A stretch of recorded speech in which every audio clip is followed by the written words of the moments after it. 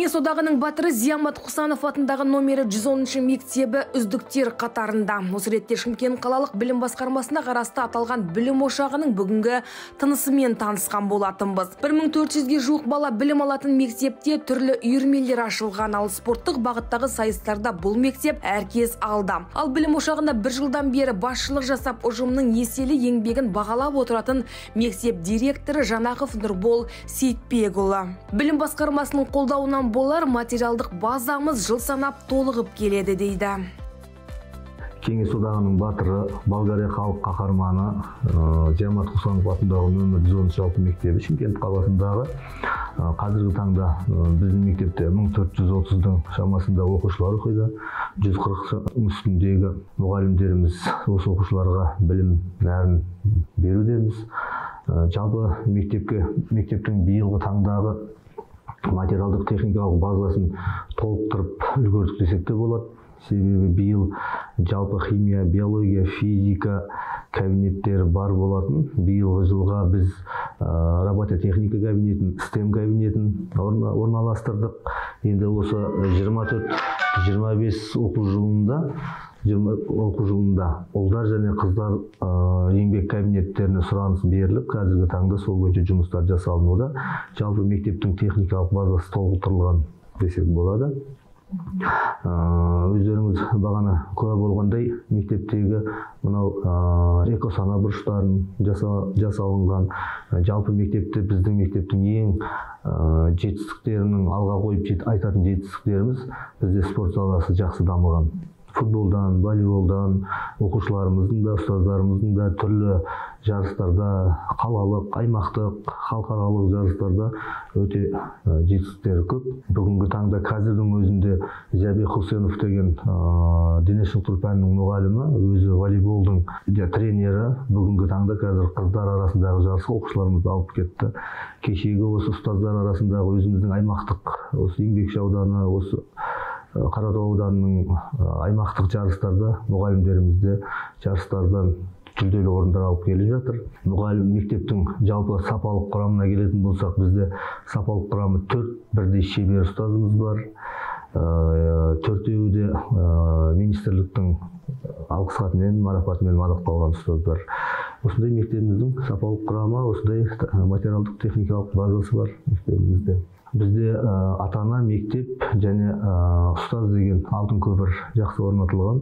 Ата-аналармен байланыс, ата-аналар жиналысы арқылы, одан бөлек ата-аналарды қосымша шақыру арқылы жұмыстар жүргізіліп тұрады. Соның арқасында біздің мектепте лидер оқушылар, немесе бұзақылыққа бейім оқушылардың жоқ десек те болады. Ата-аналарымызбен тәрбие саласы бойынша тәрбие орынбасарларымыз және де мектептің психологтары, мектептің әлеуметтік педагогтары тығыз байланысты жұмыстарын атқарып жатыр.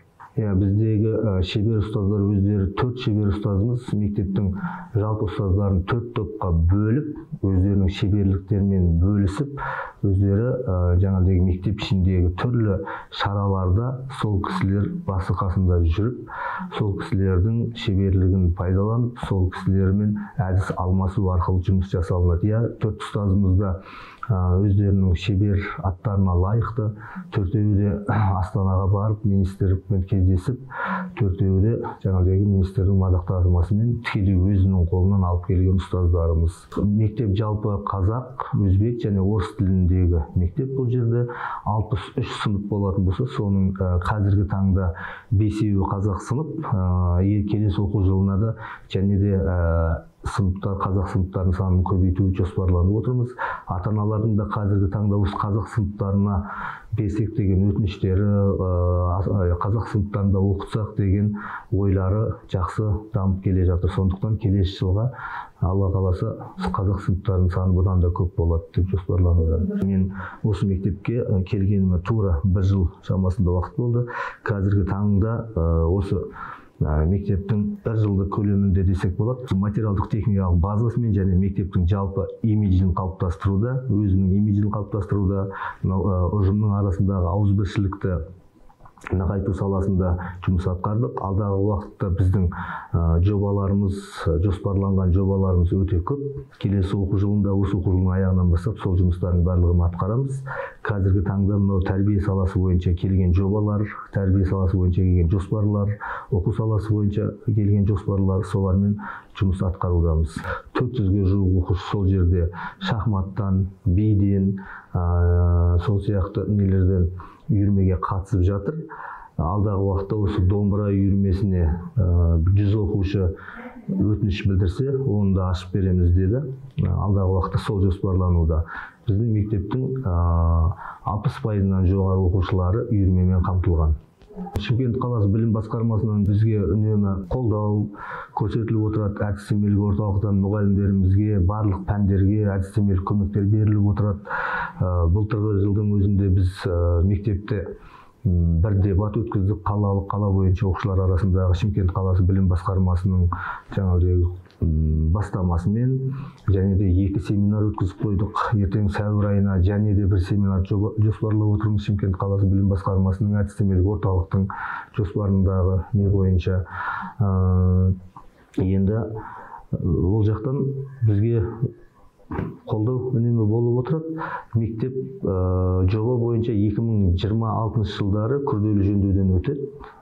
Сол мерзімі сол кезге келіп тұр.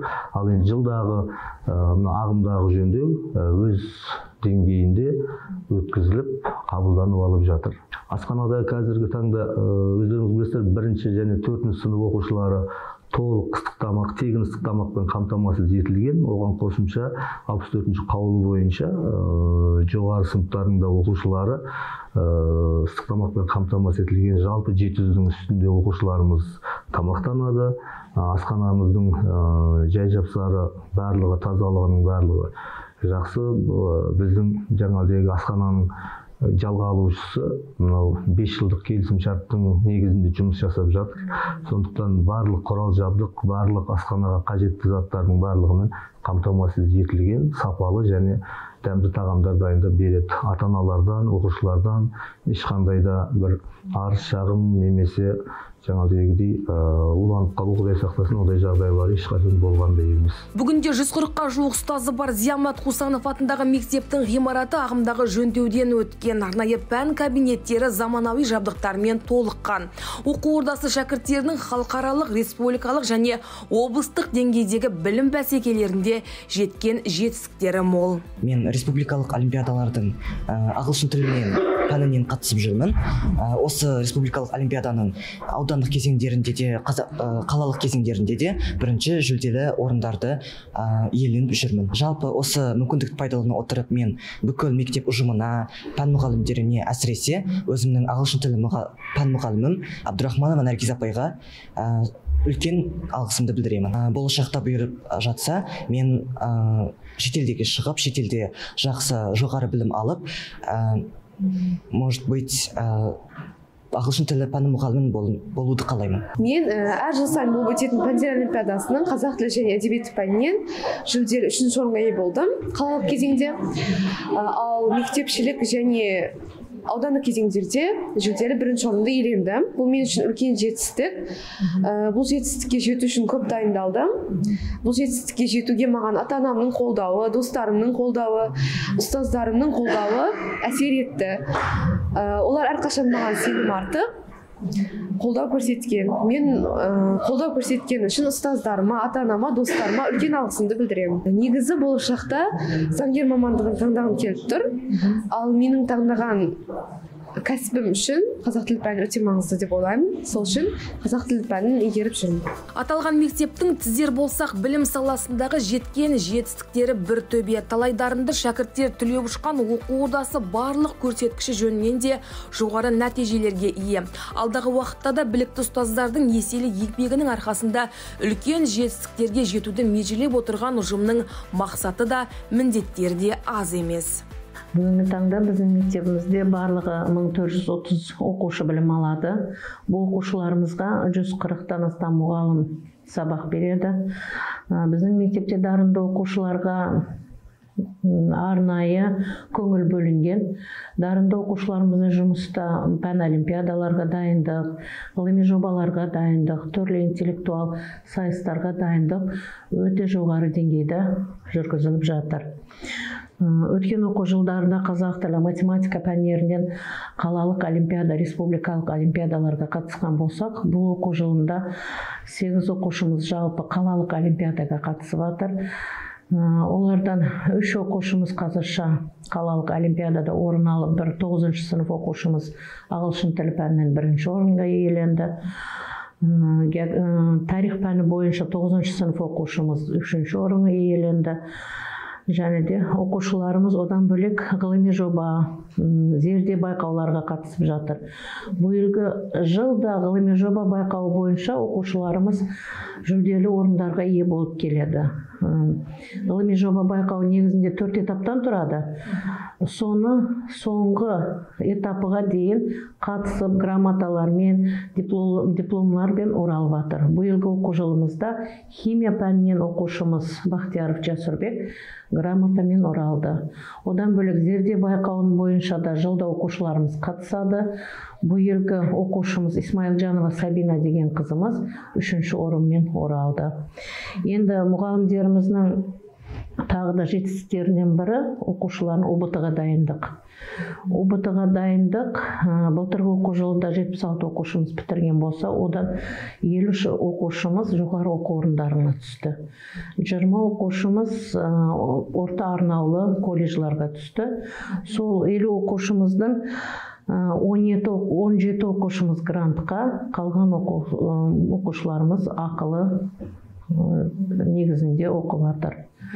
Тағы да жетістіктерімізді айтып өтетін болсақ, мұғалімдеріміздің өзінің де конкурстары бар, авторлық бағдарламалары бар.